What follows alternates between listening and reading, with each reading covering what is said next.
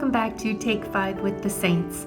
I'm Elizabeth, and our saint for today is considered a heroine of France for her role in the Siege of Orléans and the coronation of Charles VII of France during the 100 Years' War against England.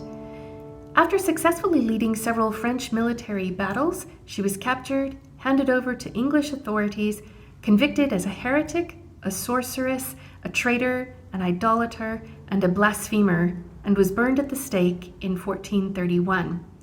25 years later, her conviction was formally overturned due to her unjust and deceitful trial, and nearly 500 years after her death, she was canonized as a saint by the Roman Catholic Church.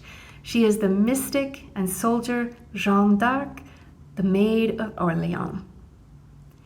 Our scripture reading comes from 2 Corinthians chapter 3, verses 1 through 6.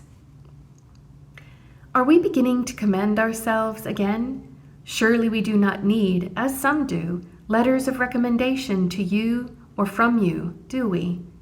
You yourselves are our letter, written on our hearts, known and read by all, and you show that you are a letter of Christ, prepared by us, written not with ink, but with the Spirit of the living God, not on tablets of stone, but on tablets that are human hearts. Such is the confidence that we have through Christ toward God. Not that we are qualified of ourselves to claim anything as coming from us. Our qualification is from God, who has made us qualified to be ministers of a new covenant, not of letter, but of spirit. For the letter kills, but the Spirit gives life. Before we get into Joan of Arc's life, let me give you an extremely brief, simplified history lesson to set the stage. The 100 Years' War originated from disputed claims to the French throne between the English royal house of Plantagenet and the French royal house of Valois. In the early 1400s, the King of England claimed the crown of France by the laws of inheritance, and English troops were fighting in France to support that claim. However, the English king inherited through a woman, and the French claimants of the House of Valois asserted that the French law did not allow for the crown to be inherited by or through a woman. Henry V of England won a decisive battle at Agincourt in 1415 and signed an agreement with the Valois monarch Charles VI, providing that Charles could keep his crown during his lifetime, and that his daughter Catherine should marry Henry, and that Henry should be the next king. Charles VI had a son, but the Queen, Isabeau of Bavaria, took an oath that she had been unfaithful to her husband, and that the Dauphin, or the heir to the throne, was not the king's son, therefore had no right to inherit the throne. In 1422, Henry V died, leaving an infant son who became Henry VI of England. England claimed the throne of France in his name. The Duke of Burgundy supported the English claim and was allied with England.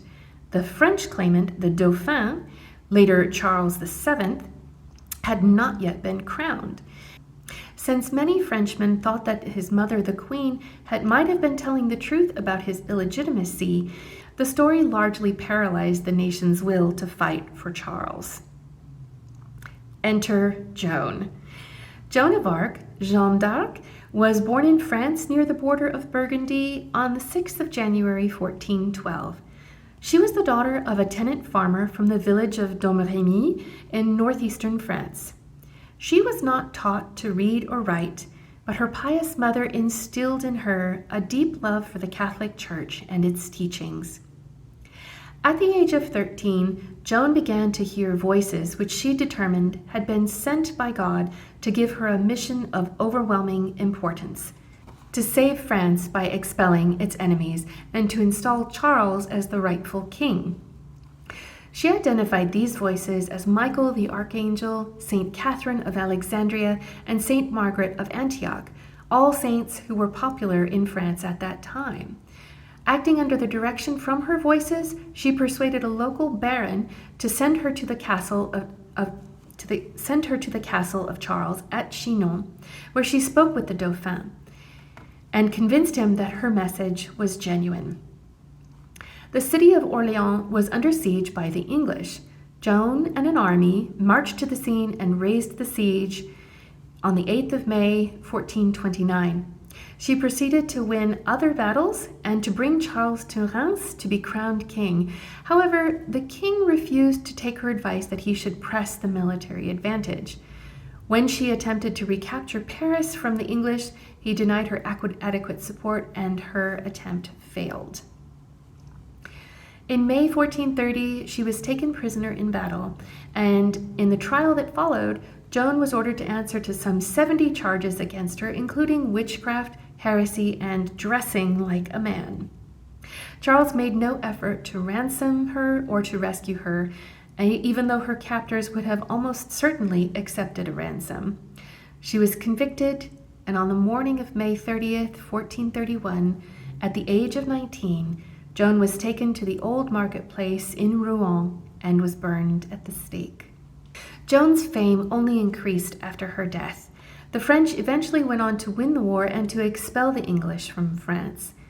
20 years after her death, King Charles, perhaps because it was not to his advantage to have it said that he had been crowned by a witch and a heretic, and that he owed his victories and his kingdom to a pact with the devil, pressured the church courts for a review of the verdict against Joan and got her condemnation annulled in 1456.